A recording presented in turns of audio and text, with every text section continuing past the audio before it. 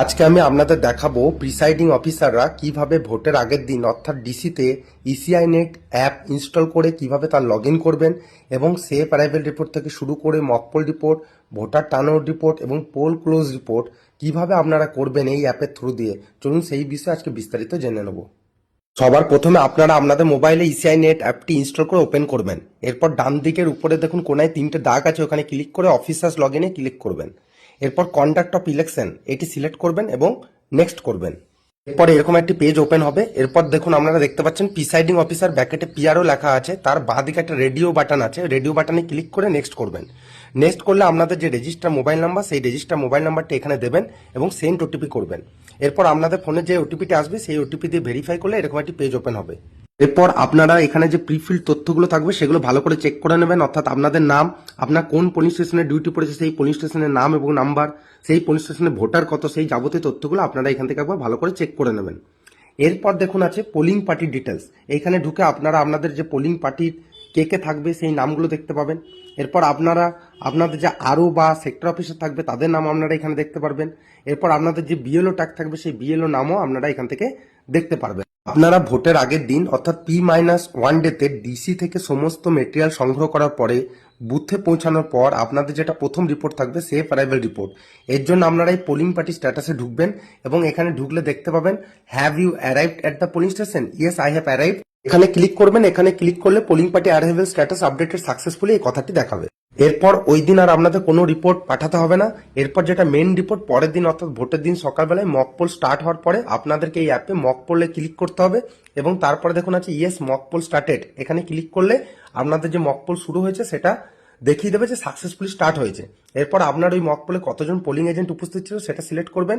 এরপর mock poll complete হলে yes করে কনফার্ম করলে আপনাদের দেখিয়ে দেবে যে mock poll status updated successfully.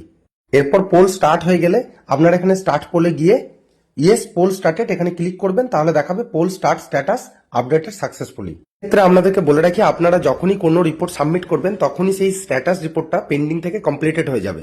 এরপর পোল স্টার্ট হওয়ার পরে পোলিং টেন্সে গিয়ে আপনারা 2 ঘন্টা পর পর যে আপনাদের রিপোর্ট সাবমিট করতে হবে সেটা এখান থেকে করতে পারবেন।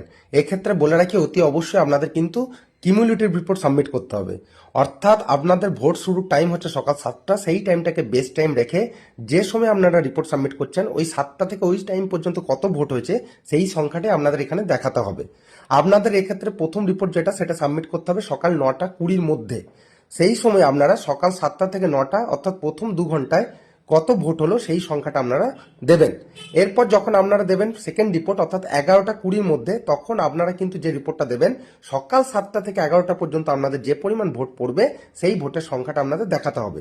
এরপর সিমিলারভাবে দুপুর 1টার যে রিপোর্টটা অর্থাৎ 1টা 20-র মধ্যে যেটা সাবমিট করতে হবে সেই রিপোর্টটা কিন্তু সকাল 7টা থেকে 1টা পর্যন্ত কত ভোট হয়েছে সেই রিপোর্ট আপনাদের দেখাতে হবে।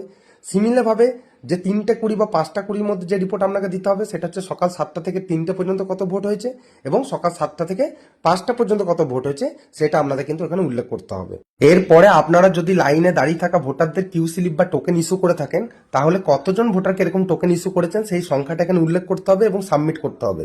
কিন্তু এই যে সংখ্যাটা আপনারা উল্লেখ করে সাবমিট করবেন সেটা অতি অবশ্যই 5:30টার পরে করবেন। এরপর আপনাদের ভোট শেষ হয়ে গেলে 17C প্রিসাইডিং অফিসার ডায়েরি এইগুলোকে ভালো করে ফিল আপ করে ক্লোজ পোল করবেন। এরপর এরকম একটি পেজ ওপেন হবে। সবার প্রথমে আছে দেখুন total votes recorded in EVMs, অর্থাৎ ইভিএম এর টোটাল ভোট কত রেকর্ড হয়েছে সেই সংখ্যাটা আপনারা লিখবেন। লেখার আগে অতি অবশ্যই 17C এর সাথে ভালো করে মিলিয়ে তারপরে লিখবেন। এরপর total mail, total female, total third gender vote কত হয়েছে সেই সংখ্যাগুলো এখানে আপনারা উল্লেখ করবেন।